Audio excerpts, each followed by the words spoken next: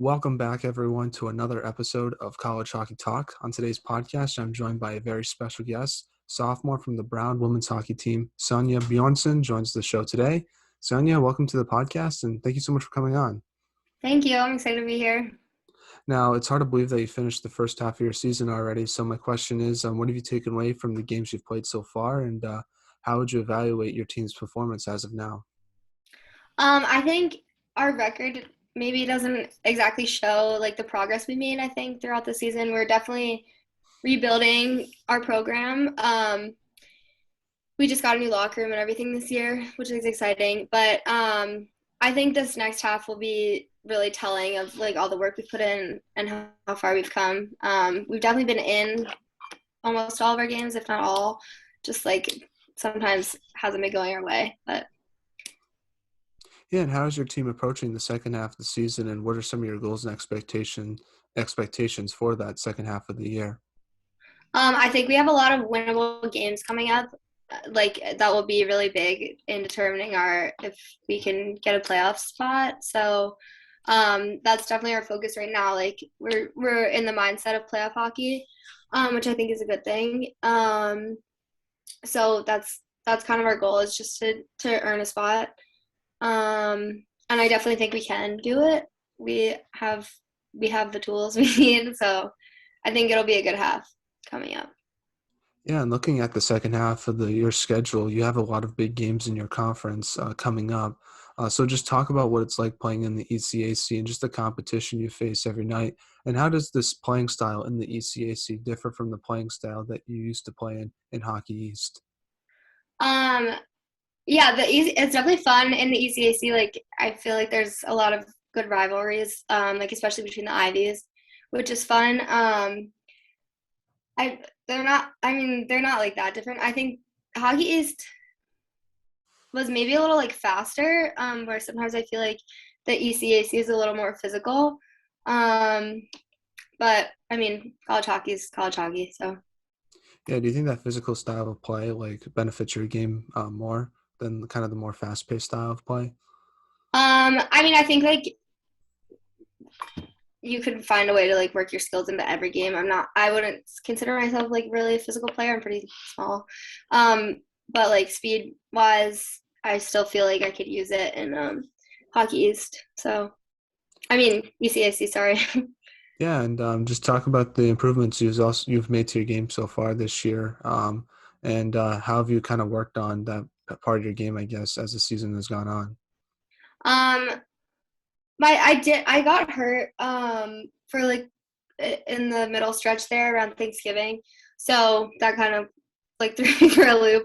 But I'm just trying to work on like puck possession really. And we're really lucky with our coaching staff. Like they make the time for us to have skills and all that stuff. So that's been really good. And I think a lot of it's just building confidence, especially after being off for so long because of COVID, like not having a season last year. Um, and I wasn't really on the ice as much, so it's definitely like it just takes time to like readjust to the game. But Yeah, no, and just talk about like, is that what you think you've improved on the most in your game? Is just kind of that puck possession, or is that something that you're always just trying to work on for yes, adjusting to the new style of play in the new conference that you're a part of now? yeah, I think it's also yeah, like that's something I try and focus on, like especially recently. But I also think we got a new coaching staff this year, so I think a lot of improvements that have come to not just my game but to everybody's game is like a really disciplined playing style that our coach like reinforces. So yeah, that's like I don't know. I guess a main focus too for us. Now, obviously, you're kind of seeing right now the improvements you've made so far this year paying dividends because you got your first point with Brown in the game against Holy Cross. Just talk about what it was like getting that point with Brown and what it meant to yourself, and just yeah, what do you I guess remember from that game getting that point? It was exciting. It was my first like. It's funny. I'm like technically a junior, like school wise. So it's like funny to be getting my first point with Brown just because of last year, and then I was obviously at Providence the year before. So it was exciting. Kind of like the same. I mean, I would have loved for it to be a goal, but I'm excited for. I was kind of just felt like a long time coming. Like I was like, finally, thank God, I could do something. But yeah, I don't know. Kind of the same feeling of like when I got to put my jersey on for the first time, my Brown jersey. It felt like I don't know. I just felt grateful to be in the spot I am right now at Brown. Yeah, especially since, like you said, you didn't have that season last year, so I feel like it kind of adds to that gratefulness. Yeah, definitely. Now, you've played some good teams so far this year. You've played teams like Colgate and Holy Cross, like I just mentioned. So, talk about what you've learned in those games, even though your team didn't win, and how you're going to use some of those results heading into the second half of the season. Um, so it's funny you mentioned Colgate. That's actually the game I got injured in. So I wasn't there. I was at the hospital for the second and third. But I I mean, from what I did play, and like I played a little bit of the first, but they're a really fast paced team. I think like definitely reminded me of like hockey. I mean, of yeah, hockey East style a bit. Just like a really fast, like high skill level team. Maybe similar to like Northeastern or something like that. Like just yeah, they're good players. But I think like in games like that, it's always exciting to get to play up, not play up to, but I don't know, be pushed to like see what we can do against a really good team like that. And Holy Cross, I think, was like a tough loss. I think we were really in that game. We were out shooting them for a lot of the game. Um, but you know, sometimes it doesn't go your way. Hmm. But it's definitely fun too playing those like out of conference games. And I have some friends on Holy Cross from high school, so it's always fun too to like switch conferences and see people you don't normally get to play against. So Yeah, and obviously dealing with that injury, like you said, just talk about, I guess, what was your mindset like leaving that game against Colgate, and what was the recovery process like getting through your injury? Just because obviously it seemed pretty serious if you went to the hospital during the game. yeah, it was a back injury. I mean, I for like the first week I just was trying to focus on like being able to move again, and that kind of thing. But I just had to take it day by day. It was like tough because there was no real like timeline.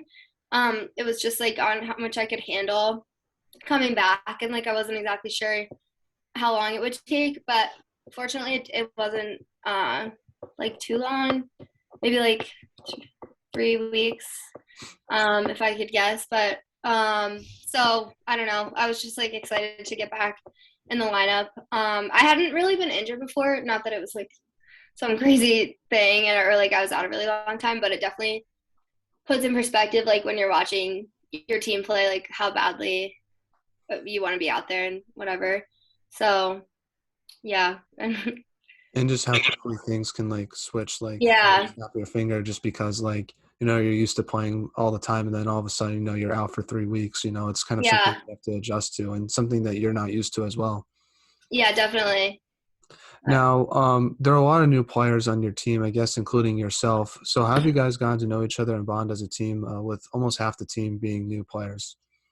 Yeah, I think that's been a really like interesting aspect of our team just because my like technical junior class is really small. There's only two other girls in it, and then we just have our seniors. So like over 50% of the team, this is their first year of college hockey, which I think like it's tough sometimes to have a young team, like just because the jump from like high school to college could be difficult. But our seniors have done a really good job of like leading us and making sure everyone feels like comfortable, and because freshman year I know can be hard just for whatever, like just your first time being at school.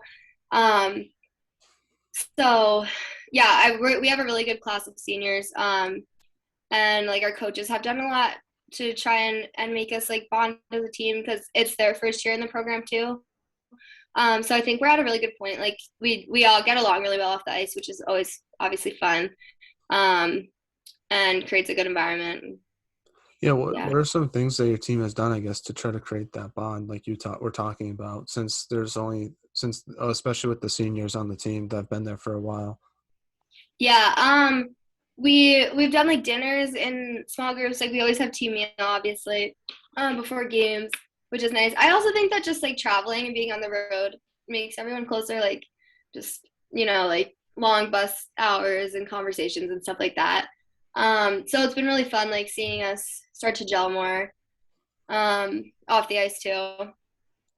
I want to kind of segue and talk about your off season and kind of talk about how you prepared for your first year with Brown. So, how was your off season this year? Did you do anything interesting, whether it was hockey related or non-hockey related?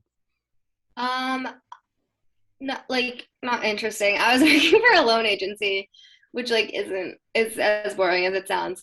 But so yeah, that was my like summer job. And then for training, actually, I was in a really good group of like college and juniors players in like Westchester. With it's called Method Hockey. I'll give them a shout out. But yeah, so that was great. So I was able to skate more than the previous summer just because that was like the height of COVID, kind of where ranks were like closed down, so it was hard to get ice. So that was nice being able to get consistent like ice slots with really good players and skills and good coaches and stuff. And then just for I don't know, like working out, I just did the same. I usually do. Actually, I got into CrossFit, which was fun this summer, just something different, new way to train. Because I definitely find I like to switch it up. It's kind of like I don't know, it could be a grind sometimes. So Yeah, no, especially with CrossFit. Is there like what advantages of doing that type of workout do you see like translate on the ice? I definitely just all around got a lot stronger, like faster than I have before. Like I had always lifted obviously in like off seasons previously. But I think with CrossFit, I don't know, like I'm not a trainer, but I definitely feel like I built muscle like in between in the off season. So which obviously just helps your game all around to be like stronger. Especially for like a smaller player. Um, and I think they also there's like a lot of cardio workouts incorporated into CrossFit, so that's always good, obviously, for Yeah, being in shape. yeah, no, kudos to you because I could not do CrossFit. It looks dangerous just watching some of the YouTube Yeah, videos. no, some of the stuff that they do, I'm like, I don't know, but Yeah. it's not as crazy, I think, as the reputation it gets. It was like a pretty, Hmm. it was like just like a normal enough gym, but And how was it working at that loan agency? I know you think it sounds boring, but to me, it sounds pretty interesting just because I took a finance class last semester. So I'm assuming you probably learned something from that. Yeah, no, yeah, I did. I definitely did. I was actually working there for a long time because I was off, or I took like a semester off, the year before when our season was canceled. So I was working there just for like a long time, like a lot of months. But it was cool. I'm a political science major at Brown, so I like don't have really any background in like the kind of financial side of things. So it was definitely like just good learning experience. And it was my first time working in like an office setting. So that's always good too. I felt like an adult. Yeah. But yeah, so it was good. Yeah. That must be adjustment to work in an office just because like, you're sitting down for most of the day. Like for me, like I need to be like standing up and like active. And I feel like working in Yeah. an office would definitely be an adjustment for myself. Yeah. It was like a really fun, like young kind of office. Like it reminded me of like the internship or something. Like there was like scooters and stuff in Oh there and wow. like people worked out and it was like so it was a fun environment to be in. But yeah, definitely definitely the hours got like long sometimes. I could also work remotely though, which was nice. So sometimes I would work from home, which is like I don't know, a new era we're in. So Oh yeah, I know, constantly adjusting. So that's something that I've had to get used to, and same with other people. So, but kind of getting back to your training kind of side, what challenges I guess did you face training? I guess preparing with Brown because obviously 2 years ago everything was shut down. Then last summer things were kind of like in kind of a roller coaster. Sometimes things would be restricted, mhm. sometimes things would be shut down, and then sometimes things would be open. So I guess how did you kind of handle all those challenges getting ready for your first year with Brown?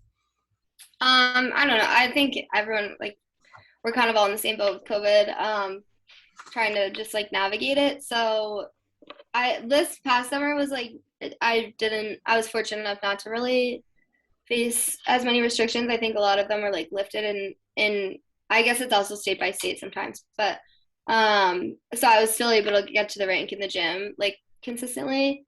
I really think the biggest like challenge for COVID was just missing that season. I think for all of us, like it's it didn't I didn't realize how much a year off does to you until we got into this season. I was like sometimes I'm like, oh my God, I forgot how to play hockey. But no, it's nice being like into the swing of things more. Yeah, and how'd you kind of like get rid of the rust, I guess, from not playing any hockey at all, or at least competitive hockey until this past fall, pretty much? Yeah. I mean, actually, our coaches did a really good job, like scheduling scrimmages for us before we had league games. We played the Buttes, which was fun, and like kind of different. So, and then we scrimmaged Yale, um, like all before our first actual game. So I think that was really good, just like getting into the swing of things before they like counted towards our record. Um, so yeah, that definitely helped a lot. Otherwise, it just kind of took time. Hmm. And has it been an adjustment kind of balancing both school and hockey so far this year, just because you're back in the swing of things? And I assume for at least last semester, classes were in person because for me, my first year of college was all online, and now this year it's in person. So it's been kind of adjusting kind of the way I learn. Yeah, definitely like weird switching back. After being online, I'm sure you felt the same way. Obviously, you're a student. But I this year, I guess, was a readjustment too. Like just being back in the full like student athlete grind because the last year, the first semester when I was on campus, like it was all online. We like barely had hockey. But yeah, I don't. This semester I had to take a lot of requirements, so it was a lot of work. But Hmm. it's I mean, just get through it. I go to the library a lot. I like it there. My team does too. So it's nice too, like having your teammates kind of like balancing the same thing and understanding whatever and helping each other manage stress and whatnot. Especially at Brown too, because the academic workload's a little bit heavier than other schools, just because it's an Ivy League education. So was that kind of an adjustment for you? Um, like coming from PC. Or just like in general, just because you have more academic work to do in an Yeah, Ivy school versus maybe other universities that you might have been a part of before Brown. yeah, it's definitely a lot of work, but it's like so worth it. The quality of education is great and the professors. Um, and like I I try and remind myself like how lucky I am to be here out of school like this and to be getting this education. So when when it feels like a lot, I don't know. I always remember that it's such a privilege. So Yeah. I think the biggest adjustment for myself has been kind of the testing actually, because mm, taking a test online, I don't know if you had the opportunity to do that versus taking a test in person is completely different. So yeah, that was yeah. kind of the biggest adjustment actually for me was taking a test in person because I took one last semester obviously, and that was the first test I took in person since high school. So it was Oh my definitely an gosh. adjustment. What year are you again? I'm a sophomore. Okay. Yeah, yeah. That's so crazy. My freshman year, I took tests in person, obviously, but yeah, no, that's definitely a big adjustment. Luckily, a lot of my friends who are like a more business or like science major and test a lot have like said that. Luckily, I'm more of a writing major, so I haven't had to take like any tests. But yeah, I could really imagine the difference. Oh yeah, especially because the classes I had to take tests in weren't like major classes. So at least the school Mm, I go to, you have to take a few general education requirements in yeah, order to get your degree. So like I had to take math and English and just all these classes that I took in high school. I have to take again in college yeah, because that's yeah. the requirement. So it was just kind of hard to adjust to that. But luckily I got through it, and now I can focus more on my major classes for at least this semester and then hopefully most of my junior year as well. So you know what you're majoring in already, I'm guessing. Yes, I'm a Yeah. communications major, so hopefully to get into broadcasting after college. That's partly Yeah. why I started the podcast, was to get experience in that. Yeah. Well, it's really taken off. It's cool to follow. Hmm. And like see people get featured and whatever. So I think you're doing a really cool thing. Thank you. I appreciate that. That means a lot to me. Now, I kind of want to transition back to your kind of career for a little bit. I kind of want to start off talking about the beginning of your career because you're from Philadelphia, Pennsylvania. Talk Hmm. about growing up there and how did you start playing hockey? Because I'm from Boston and I feel like it's similar, but also I feel like it's a little bit different as well. Yeah, it's funny for girls hockey specifically, like where you are geographically can have a really big difference in your career. So, like for example, Boston's like a really good area for girls hockey. I think Philly's getting there. They're like trying to rebuild the junior flyers program. Like they've had some success, I think, in the last couple of years. But I was like too young for that curve. So I started playing hockey at actually the same rink that my dad grew up playing at. He like we live in the same neighborhood that he grew up in, which is cool. So it's like it's a really small rink. I grew up playing boys. Really tight knit community. My older brother and sister played there too.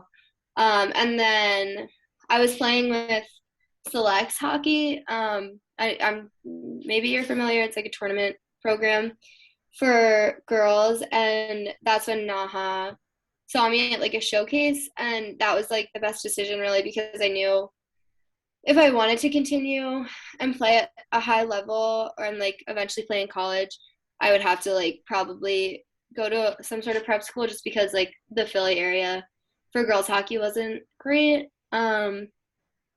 But I was playing boys definitely helped my game a lot too, like just to get a jump. I mean, I was young, but at that age, so I'm grateful for that experience.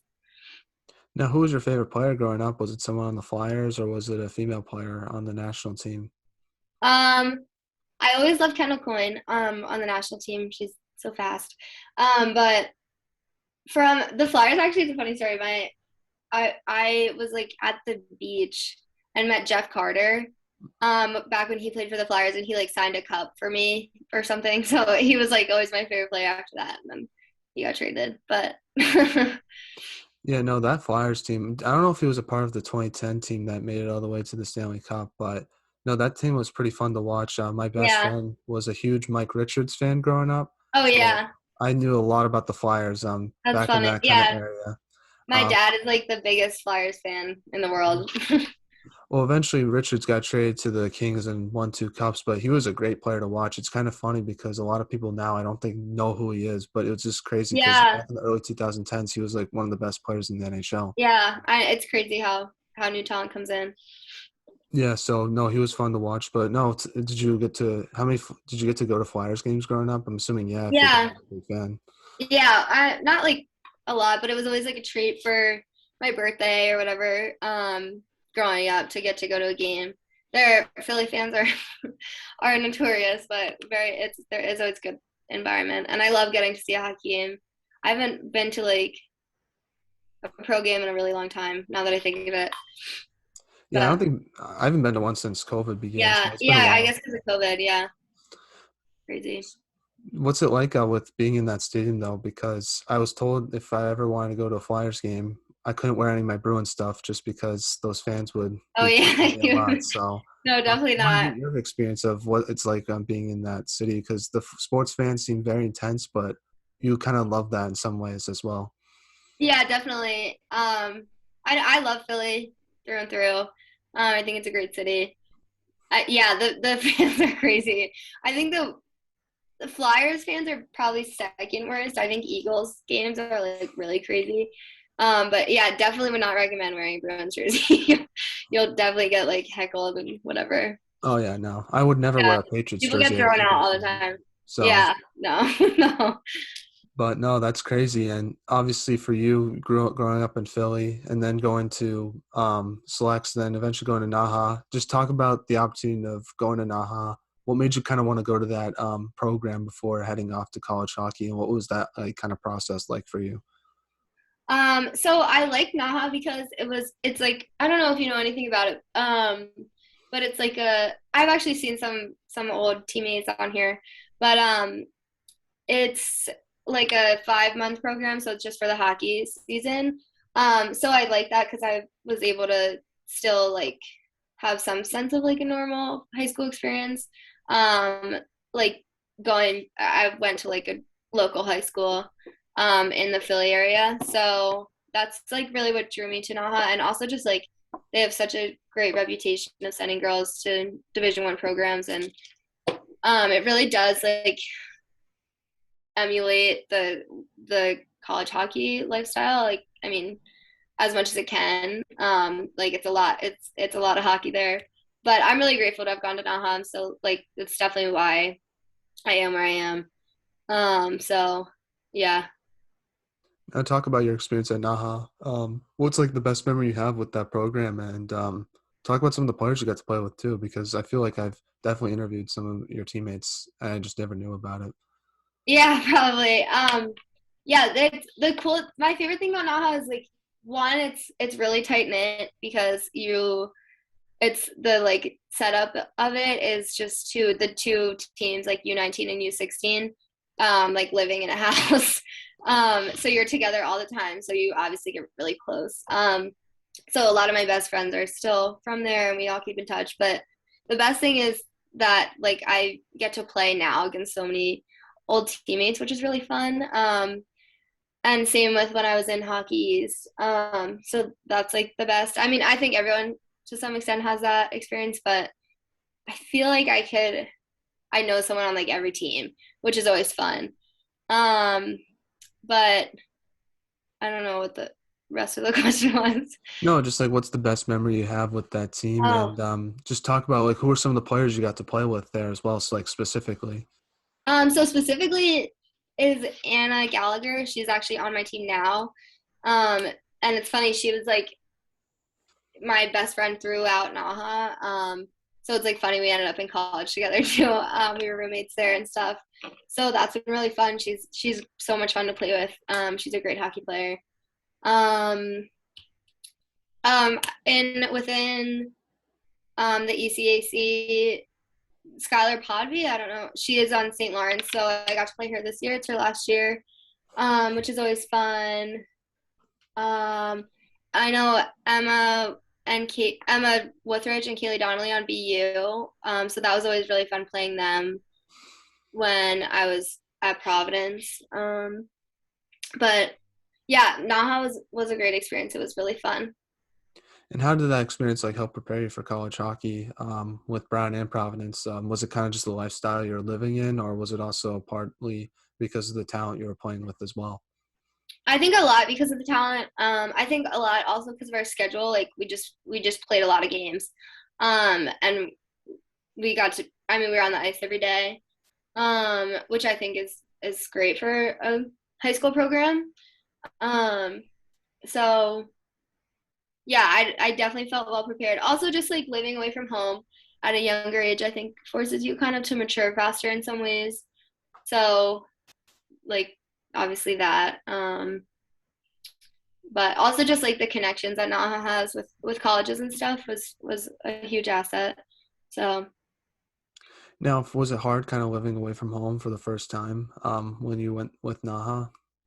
um like yeah, I mean of course. I went in as a freshman, so I was like 13 or 14, I guess. Um so it's just like I don't know, an adjustment, but I'm definitely like grateful for it. And I was able my parents were able to like visit sometimes, which was nice. And see games. And then I also like love Naha because I was able to be at home for part of the year, so it didn't feel like as long. So before heading off to Brown, you obviously played for Providence. Talk about your experience with that team, and like what do you take away from it when you look back on it now? Um, yeah, I love Providence. I don't know. I think sometimes when people transfer, like it could be implied or something that there's like bad blood or whatever. But I really like Providence. I had such a great team there. And it's nice. Brown is so close to Providence. It's like 10 minutes. They're like 10 minutes apart.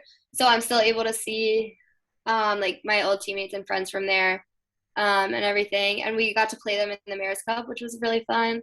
Um, and I got to see my old coaches who I love from there. So I had a good time in Providence. Like it just wasn't really the right fit for me, like outside of hockey, I think, which is important because you never know. And I don't know. I wanted to to make the most out of my 4 years. So Yeah, it kind of answered some of my next question, but kind of what led to your decision to transfer, and just talk about the process of transferring in college hockey, just because it's a kind of a strange and unique thing to go through. yeah, it's definitely interesting. Yeah, I don't know. Like I said, it just wasn't really like the right fit.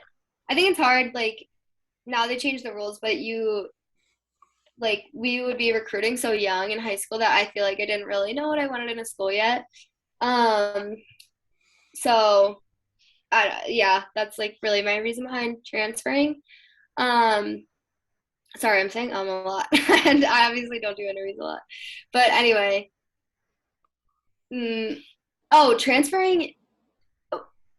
I don't know. I'm sure you know about the process, but you just go. I just entered the portal. Like I just obviously spoke to my coaches on my team, and like would never like had those conversations and whatever. And my coaches were really supportive, which I'm grateful for, and like helpful during the whole process. Like which is always good to have people in your corner, um, and made it like a bit less scary, I think, because obviously it's like a toss up. You don't really know whatever. But the transfer portal is really cool. It just like puts your name out to all these coaches. So it was pretty like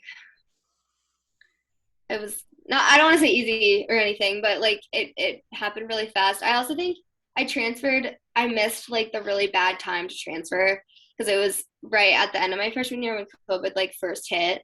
So it just like whatever it happened, it actually gave me like a lot of extra time to like do it all and like talk to schools and stuff. But then I think after like the next year, the transfer portal got like so crowded just because of fifth years and all that stuff and whatever. So I'm lucky with the timing. And what made you kind of want to go to Brown versus other schools you might have looked at when you're in the portal? Um, my sister went to Brown. She didn't play or anything, but so I just like knew I'd like the school. And I had a cousin who went here and played football actually, and he loved it. So I don't know. I had always like, and also it's close to Providence, so that was definitely like a plus. And I just love Brown. It's a beautiful campus, and the academics are so great, which was really like a primary concern for me, like in transferring. So I don't know. I couldn't ask for a better fit. Also, my friend Anna's here, so that's like the silver or icing on the cake, I guess. Oh yeah, definitely. And it must have been kind of cool to also play some of your former teammates against Providence. Yeah, Was yeah, it it was to do really that? fun. Talk about that. I should have asked that question. Oh no, okay. Um, yeah, no, it was really fun. It was a bummer because the Mariners Cup obviously was canceled the second year, um, or my sophomore year. I don't even know what to call myself these days, but what my On the sophomore year. website, it says you're a sophomore, so that's what I'm Yeah, going with. yeah. But it was really fun. We were like just some chirp at the face off or whatever, and like one at one point the ref was like telling us to like whatever, and as a because we were obviously old teammates. So that was a good time, and just like seeing everyone after the game and stuff. Because the seasons get so busy, and now with COVID, it's like it's more difficult to see people, I think. So it was nice, and it's right around the holidays, which was fun. So my parents got to come up and see some old parents from their team. So it's good. It's a good community. Yeah. I love Providence, like the city. Um, so yeah. Now, something else I want to ask you was something that was introduced to college hockey last year was 3-on-3 overtime, and I kind of want to get your opinion on it because they're as a fan they're fun to watch, but I want to ask you what's it like as a player to be a part of those overtime situations, watch them happen on the bench, but also participate in them in practice as well. I think yeah, it is fun in practice to practice. I mean, 3-on-3 is like I think as fun to play as it is to watch. Like it's fast and there's a lot of space and whatever. Like you can possess the puck really more, I feel like. Um, but I'm like trying to think. I think that the only time I played 3-on-3, or maybe it happened twice this season that we were in that situation. Um, yeah, I think it's fun. I've gotten more used to it now, just like from practicing and stuff. But you really, I like remember this play so well. I like wasn't man to man with my girl, and like that's like a huge part of 3-on-3 when you're defending. So I won't make that mistake again. But yeah, I really like 3-on-3. I think it's fun, Hmm. exciting, and whatever. So Yeah, and I hate games that end in ties. That's like the worst part I of know. college hockey. So that's like it kind of it makes the chances of a tie happening much less if there's 3-on-3 overtime. So that's why I like it personally. I hate ties. Yeah, yeah, I agree. Brutal. Oh yeah, so those are the worst. But last hockey question before we get into the non-hockey segment is just what have you taken away from your hockey experience at Brown so far? Um, like, what do you mean? Sorry. No, it's all good. Just what have you taken away from your hockey experience at Brown so far? Like when you look back on it now, obviously it's your first year playing, but just talk about just as a whole what the experience has been like for you. I know it's kind of a broad question, but I'm just kind of curious as when you Yeah, look at the no, bigger sorry. I should have picture like what prepared it's better. like. Um, I love playing for Brown. I think it's like a really deeply like rich history. It's actually kind of a funny thing. My current coach, Coach Mel Ruzzi, played at Providence College in college, and her partner right now played at Brown. So it's always fun like having when she comes to visit and whatever, um, and like their little rivalry. But yeah, Brown has a really great. We have like a just a really good rich history and tradition, and this year's been really cool. Like I mentioned earlier, with the new renovations, we got like all our space completely redone, which is funny. I didn't even see the old. I've never even seen the old locker room because I couldn't like tour when I was transferring because of COVID and everything. So we're really grateful for that and like all the support that's been given to our program and like the belief that we can kind of rebuild it. And I think it's exciting to be a part of something that like I think it's exciting to be the underdog. I think we've had I think we're on the come up, and I'm really grateful to be a part of this program at this time. We have like a lot of talent on our team, and we have really great coaching staff. So I think it's exciting, and just to be at a school like Brown is obviously a great experience. And we have such a good team this year too that it's like it couldn't be better. So it's been a good first half. Yeah, that's awesome to hear. And kind of transitioning now, we're now in the segment I like to call the non-hockey segment, where I ask you some non-hockey questions just to get to know you a little bit more off the Okay. ice. And if you need some time to think about any of these questions, feel free to just let me know and I can give you my answer so you have some time to think about your answer. Okay. So the first question is, what is the most interesting thing you have seen or have read this week? Okay. What's yours? So for me, it was probably something that happened yesterday was when Antonio Brown, who's a football player for the Tampa Bay Buccaneers, literally hmm walked off the field in the middle of the game. It's just something I've never seen before. Oh So wow. I thought I that was didn't know. pretty crazy, but hopefully it's I don't know, it's definitely weird. But hopefully he's in the right space. He seems like he might be doing some problems right now. So hopefully everything's good with him. But yeah, no, I thought that was pretty crazy. Yeah, that is crazy. Um, I've been reading a book called Drive Your Plow Over the Bones of the Dead. Sorry, I'm looking because it's in the corner, but that's good. One of my New Year's resolutions is like to try and read more. I used to read it all the time.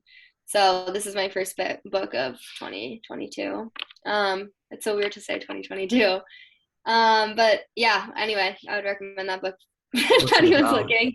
It's kind of like a I don't want to say a murder mystery because I feel like that gives the wrong idea. Um, it's really well written. I think it won a Nobel Prize. Like it's like a chain of events is happening, and it kind of just follows the main character, who it's like narrated by. But it's good. I haven't read fiction in a while. I always like because in the school year I feel like it's hard to find time for like leisure reading.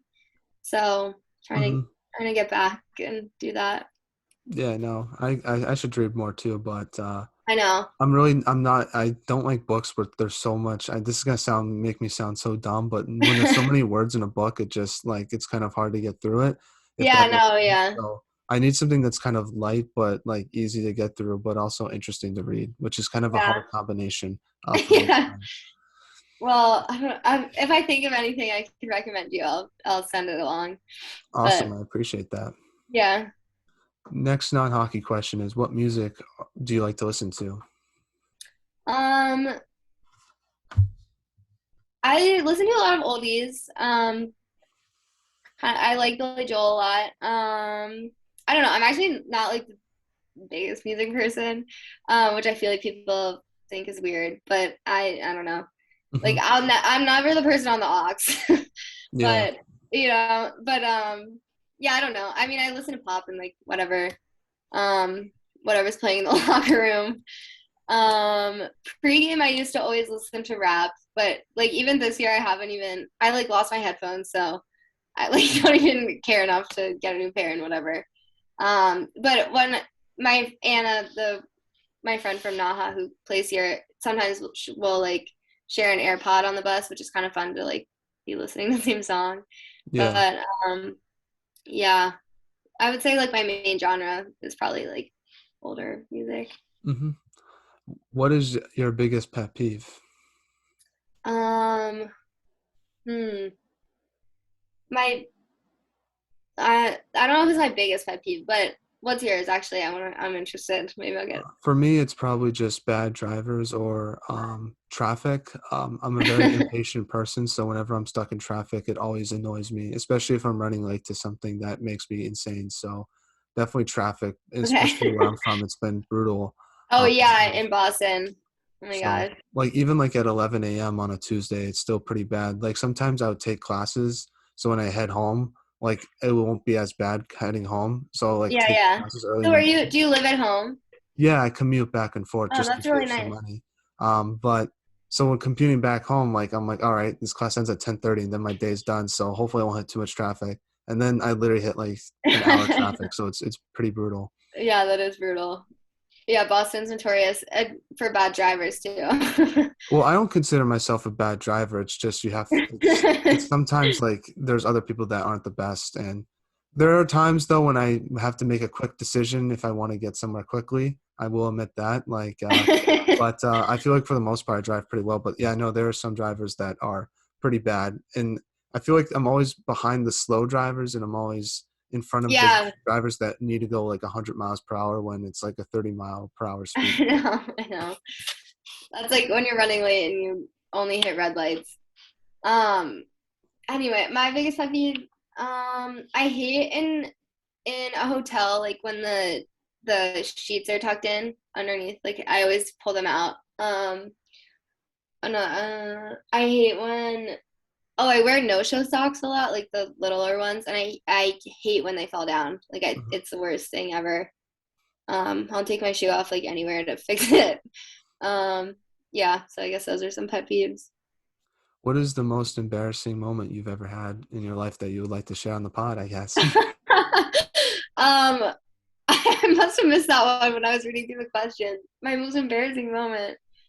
Okay, well that one you definitely have to share first. Well, I'll actually do for me, I'll do a hockey one. So one time in practice when I think I was like in Pee Wee or something, we did this drill where we go from the red line to the blue line, skate backwards, and then go to the other blue line, and then skate Hmm. backwards, and then go back to the red line. It's kind of like a zigzag motion. Hmm. I don't know if they do this drill in practice in college or not, but they used to do it for us in youth hockey, probably to teach us how to skate backwards better. But the goalie on our team left the door open for the bench. So when I'm skating backward on the blue line, I didn't realize it, and I accidentally fell in the bench. I'm doing this drill, and it was pretty embarrassing. But luckily, That's I popped funny. back up quickly, and I wasn't hurt. So that's like probably the most embarrassing moment that I can think of for myself. That's not so bad. I mean, that's I've definitely gotten on the ice with skate guards on before. Um, an embarrassing. This isn't one for me, but my roommate. This is so mean. I'm suing her.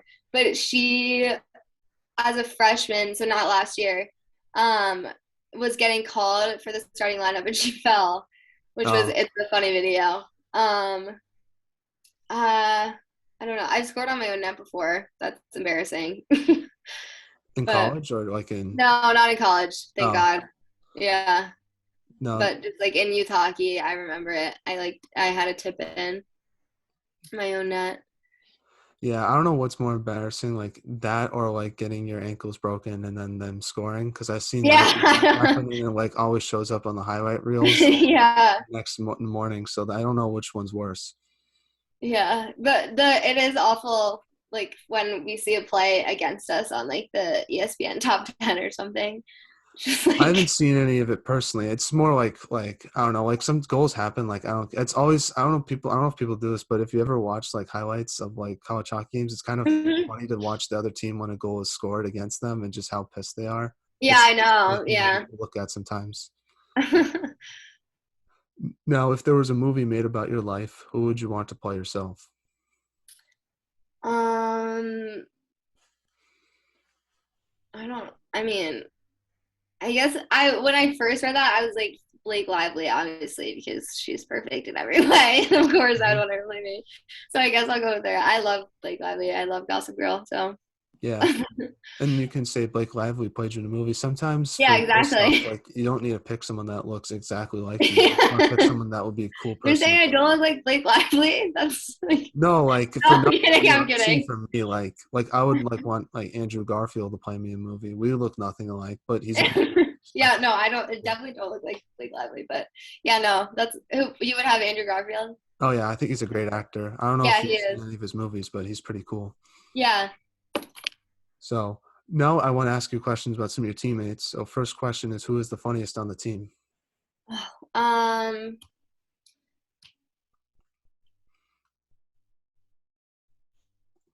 Ooh, that's a tough one. I think Meadow Carmen is she's really funny. She's one of a kind.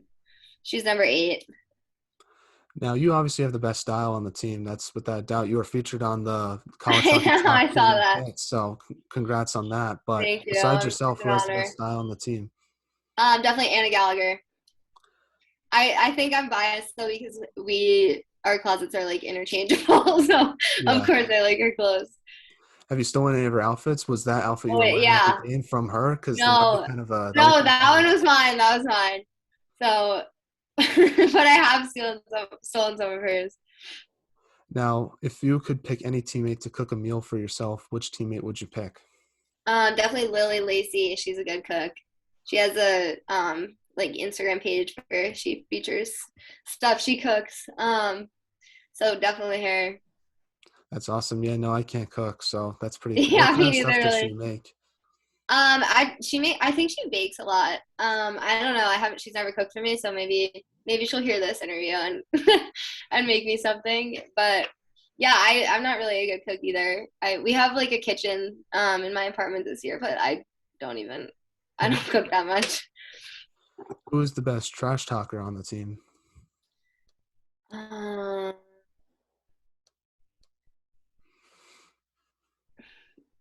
I don't know. Maybe Maddie Stockfish. I don't know. She's one of my roommates and good friends, but she gets like pissed off on the ice, which is always funny. Yeah. Now back to some hockey questions now. First one is, what should be done to help grow the women's hockey game?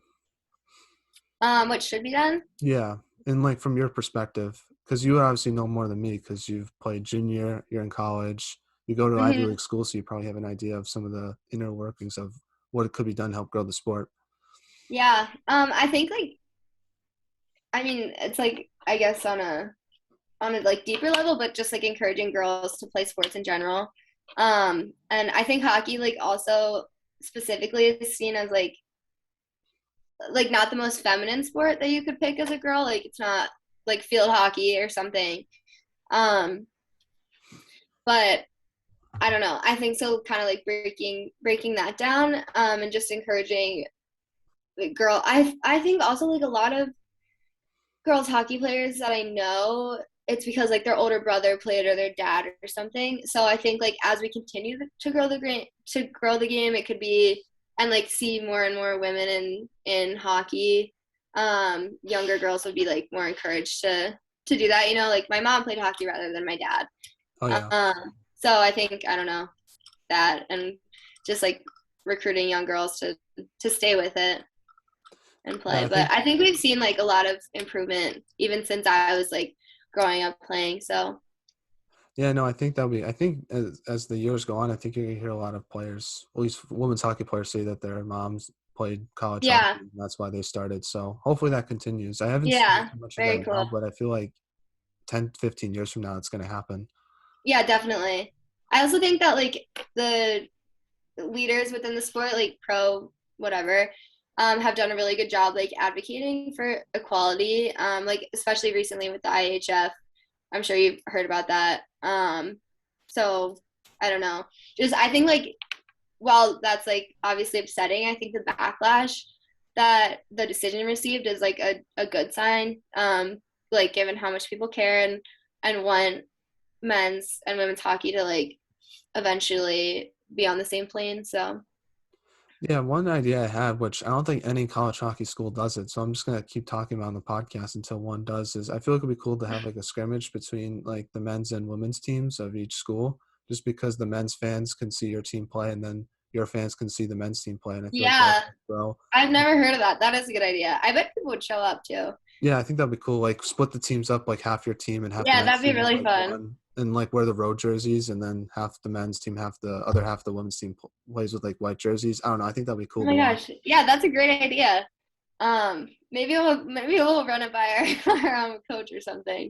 Yeah, it's See a if good, I something- guess, good competitive scrimmage, just Yeah. because that would be, I assume, pretty competitive between your teams. But Yeah, I I'm think it'd be sure. I'm fun. sure. Now, speaking of another one way people have been asked, another question I like to ask is, do you think body checking should be allowed in women's hockey? And if you do, why? Um, I think I this question was interesting when I read it. I actually think no. I think like a part like when I initially read the question, I was like, yeah, like I feel like it. I can understand why people would say yes, like given that boys can check, and like we're just as strong and whatever. But I think that it gives women's hockey like a really unique style versus men's games because we can't hit. So it kind of like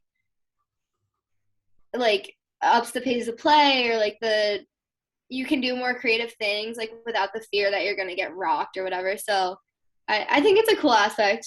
Hmm. And I wouldn't change it. I don't like I never feel like damn, I wish I could have hit that girl. Whatever. Hmm. Sorry, I swore.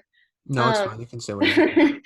but yeah, so Yeah, no, I think for me, like I would personally want to have it just because from a few aspects of it. One, you're playing against other women's hockey players, so I don't see the reason why you yeah, shouldn't be able to hit someone. But also another reason is because I think it would make the refereeing in the games more consistent, which I yeah, think it sometimes can lack, especially in women's hockey, because I've watched a couple of out of conference games and it just feels like sometimes the refs are really strict about it, then some refs are not as strict yeah, about it.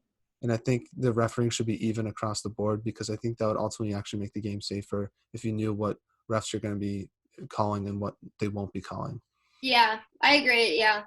I think like I definitely see that side of it. I'm like would be interested though to see even like if they did allow checking, like how much it would really like catch. You know what I mean? Hmm. Because again, like I don't feel like we feel the need to check a lot, but I think you're right. It might just like I think some things should be let go that are called checking. Yeah. So I think the biggest difference if it was allowed would just be more open ice hits.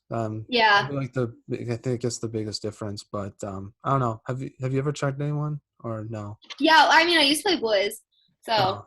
I checked and I've been checked. Hmm. So yeah, I don't know. I understand.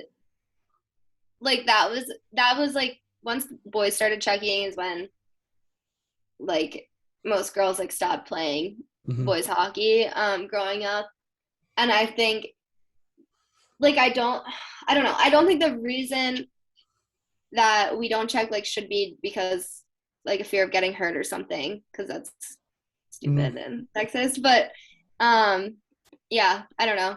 I don't like. I never like. It doesn't bother me that we don't check. Yeah, no, I understand your perspective. It just I think it's interesting to hear other people's perspectives on Yeah, it, just because I don't know. I feel like it's majority. I feel like majority of players want checking from my conversations I've had, Yeah, but that's that's interesting. I think it's kind of cool to hear other people's perspectives on it, just because I don't know. It's like I think it's a big topic in women's hockey that Yeah, isn't no, it talked about is. I mean, I definitely wouldn't be opposed to it. enough. Now, last question before the interview ends is just what advice would you give any younger players who are listening to this podcast on what it takes to make the D1 college hockey level, or just advice in general on how to become a better hockey player? Um, I think like speaking to my experience, I was like really fortunate in the coaches that I've had and whatever and the opportunities that I was given like to go to Naha or to even to transfer and whatever. But I think that the biggest thing is just being proactive and like like showcasing yourself at any chance you can like before college and then like kind of getting your name out to schools and I think I guess to a younger person I would say don't rush in like choosing a school because I think I rushed a little bit um and whatever like I'm really grateful for my experience at PC actually and wouldn't I don't think I would do anything differently but yeah just I don't know you're young making that decision so Mhm. Well, do you have any shout outs you'd like to give to any of your teammates, former teammates, friends, family members, anyone that you might have forgot to mention throughout this podcast, or just shout out someone that you might have mentioned in this interview again? So, um I mean all my old coaches obviously like through Naha kind of really helped me get to where I am.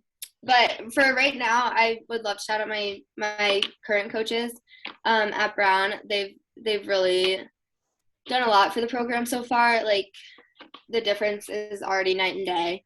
Of and that's not to say anything about our old coaches at all, but I just mean like they really come in and are trying to turn the program around and really believe in us and show us that every day. So I'm definitely grateful to play under them. Um, yeah, and I shout out my team. I love them, and we're having a fun year. So well, thank you so much, Sonia, for coming on. I really appreciate it. It means so much to myself. I wish you nothing but the best for the rest of the regular season. I know you're going to do great, and I wish you nothing but the best for the rest of your time. I'm in college hockey, and I know you're going to do great as well. Take care thank and you. stay safe. And yeah, thanks again for coming on. Yeah, thank you so much. It was really nice chatting with you. And I love what you're doing. So I we appreciate that.